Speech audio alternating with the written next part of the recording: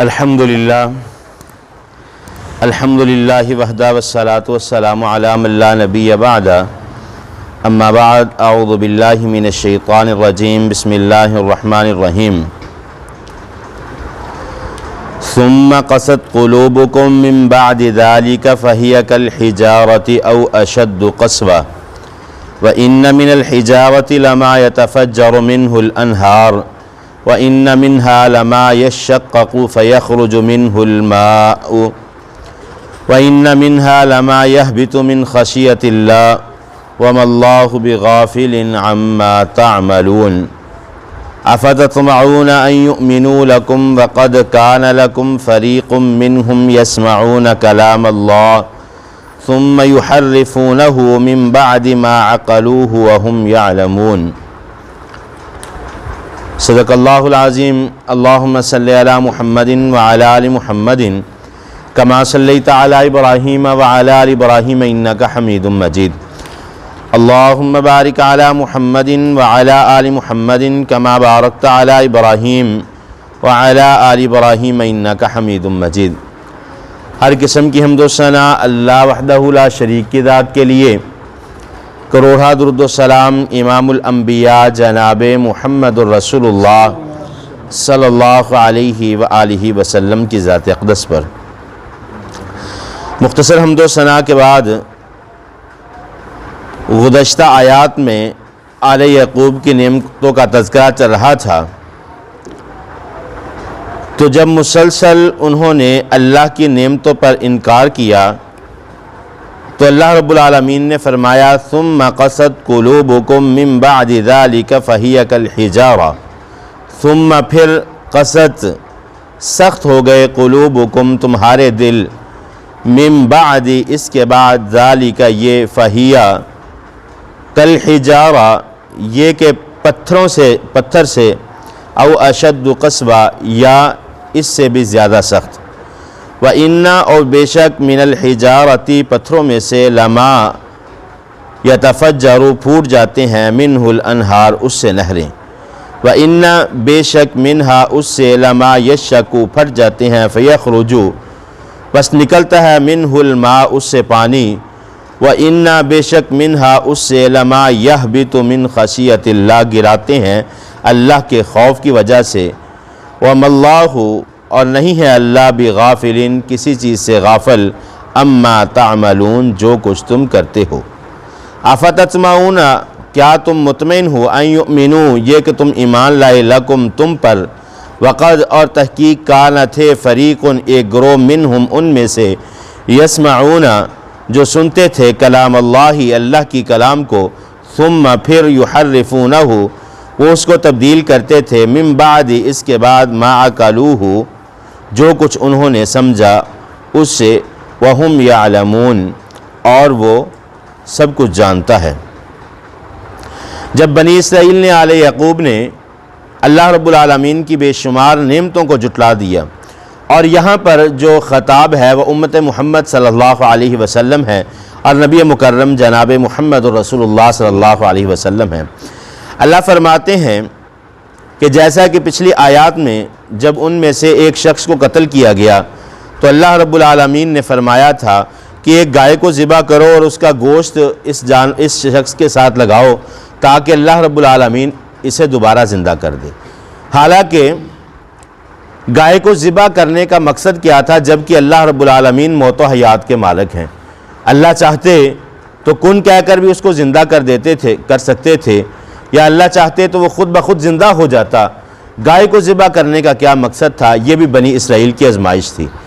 آل یعقوب کی جو آزمائش تھی کہ تم گائے کو ذبح کرو، کیونکہ ان کے گائے کے ساتھ محبت اس قدر تھی وہ گائے کو ذبح نہیں کرنا چاہتے تھے۔ انہوں نے پوچھا اس کا رنگ کیسا ہو، اس کی عمر کیسی ہو، وہ کیسی دکھتی ہو، اس کے ہر انگ کے بارے میں جب انہوں نے سوال کیا تو جب ہر چیز کے بارے میں بتلا دیا گیا تو پھر انہوں نے اس گائے کو ذبح کیا۔ تو اللہ رب العالمین فرماتے ہیں ثم قست قلوبکم من بعد ذلك فہی کالحجارہ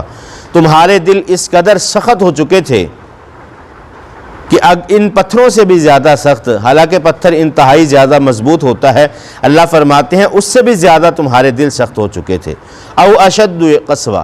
یا پتھروں سے بھی اگر کوئی چیز زیادہ سخت ہے تو اس سے زیادہ تمہارے دل جو تھے وہ سخت ہو چکے تھے۔ وَإِنَّ مِنَ الْحِجَارَةِ لَمَا يَتَفَجَّرُ مِنْهُ الْأَنْهَارُ، جبکہ پتھر تو وہ ہیں کہ جن میں سے پانی بہہ پڑتا ہے، چشمے جاری ہو جاتے ہیں۔ پھر اللہ رب العالمین نے فرمایا وَإِنَّ مِنْهَا لَمَا يَشَّقَّقُ فَيَخْرُجُ مِنْهُ الْمَاءُ،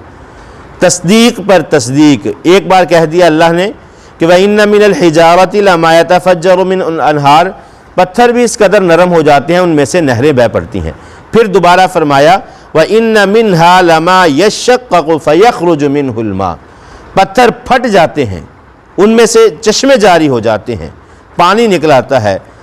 وَإِنَّ مِنْهَا لَمَا يَهْبِطُ مِنْ خَشْيَةِ اللَّهِ، پتھر اپنے اندر سے پانی کو گراتے ہیں من خشیت اللہ، اللہ کے خوف کی وجہ سے، کیونکہ نبی مکرم صلی اللہ علیہ وسلم نے فرمایا، اور قرآن میں بھی اس بات کا ذکر ہے کہ قیامت والے دن پتھر اور انسانوں کو اللہ رب العالمین جہنم میں ڈال دیں گے۔ تو پتھر اس قدر نرم ہے کہ اللہ کے خوف کی وجہ سے ان میں سے پانی بہہ پڑتا ہے۔ وَإِنَّ مِنْهَا لَمَا يَشَّقَّقُ فَيَخْرُجُ مِنْهُ الْمَاءُ وَإِنَّ مِنْهَا لَمَا يَهْبِطُ مِنْ خَشْيَةِ اللَّهِ، یہ پتھر اپنے اندر سے پانی کو گرا دیتے ہیں۔ جس پتھر کو اللہ کا حکم ہے وہی پتھر اپنے اندر سے پانی نکالتا ہے۔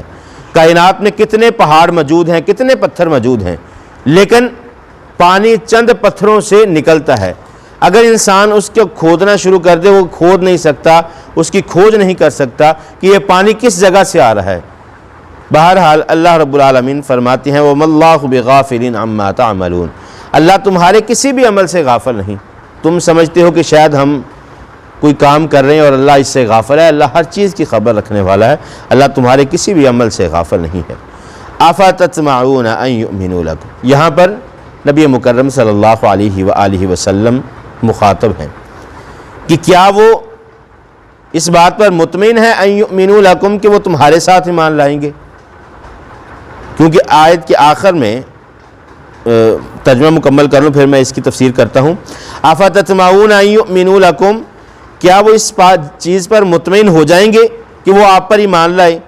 وقد کان فریق منہم یسمعون کلام اللہ ثم یحرفونہ، اللہ فرماتے ہیں ان میں سے ایک گروہ وہ تھا جو اللہ کی کلام، اللہ کی کتاب یعنی بنی اسرائیل کی جو کتاب تھی اس کتاب کو سنتا تھا، ثم یحرفونہ، پھر اس میں تحریف کر دیتا تھا، اس کو تبدیل کر دیتا تھا،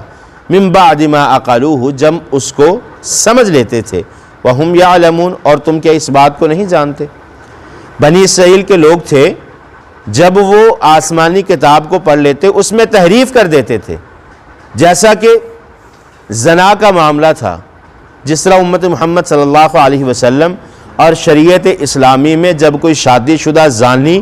زنا کر لیتا ہے تو اسے پتھر مار مار کے رجم کیا جاتا ہے، اسی طرح حضرت موسیٰ علیہ السلام کو جو کتاب عطا کی گئی تو اس کتاب میں بنی اسرائیل کے لیے بھی یہی سزا مقرر تھی کہ کوئی شادی شدہ زانی ہے اسے پتھر مار کر قتل کر دیا جائے، تو انہوں نے اس چیز کو تحریف کر دیا۔ چور کا ہاتھ کاٹ جانا، اس چیز کو بھی تحریف کر دیا۔ بے شمار ایسے سنگین معاملات تھے کہ جن کو وہ تحریف کر دیا کرتے تھے، اپنی من پسند کا مسئلہ لے آتے تھے۔ تو اللہ رب العالمین نے یہاں پر نبی مکرم صلی اللہ علیہ وسلم سے فرمایا کہ آپ اس چیز سے اطمینان رکھتے ہیں کہ یہ یہود جو ہیں جو اپنی کتابوں میں تحریف کرتے رہے، یہ کس طرح آپ پر ایمان لے آئیں گے، جبکہ مسائل تو وہی ہیں، ان کے مسائل وہی ہیں جو تورات میں ان کے لیے نازل کیے گئے، کیا اب یہ آپ پر ایمان لے آئیں گے؟ تو اللہ رب العالمین نے یہاں پر جو ہے نبی مکرم صلی اللہ علیہ وسلم سے مخاطب ہو کر یہ جو پچھلے ہم نے 2-3 رکوع کے اندر بنی اسرائیل پر نعمتیں پڑھی ہیں، ان ساری کا نچوڑ یہ ہے کہ افتطمعون ان یؤمنوا لکم وقد کان فریق منہم یسمعون کلام اللہ ثم یحرفونہ من بعد ما عقلوہ وہم یعلمون۔ جبکہ قرآن کے متعلق تو اللہ رب العالمین نے فرمایا تھا کہ انا نحن نزلنا الذکر وانا لہ لحافظون، کہ اس کی حفاظت کا ذمہ خود اللہ رب العالمین نے اٹھایا ہے۔ قیامت کی دیواروں تک کسی زبر زیر کے اندر کوئی فرق نہیں آ سکتا۔ قرآن اگر کتابوں سے ختم ہو جائے گا، الحمدللہ کائنات میں حفاظ کے سینوں میں محفوظ ہے، قرآن پاک کو ختم نہیں کیا جا سکتا۔ تو یہاں پر اللہ رب العالمین نے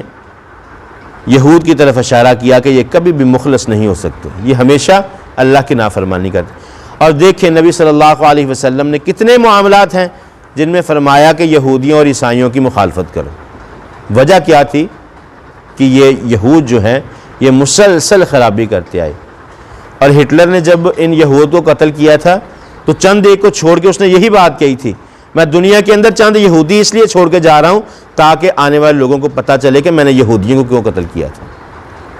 تو یہ یہود کی ہمیشہ مخالفت کرنی چاہیے، ہر معاملے کے اندر مخالفت کرنی چاہیے۔ دعا ہے اللہ رب العالمین عمل کی توفیق عطا فرمائے۔ واقول قولی ھذا استغفر اللہ لی ولکم۔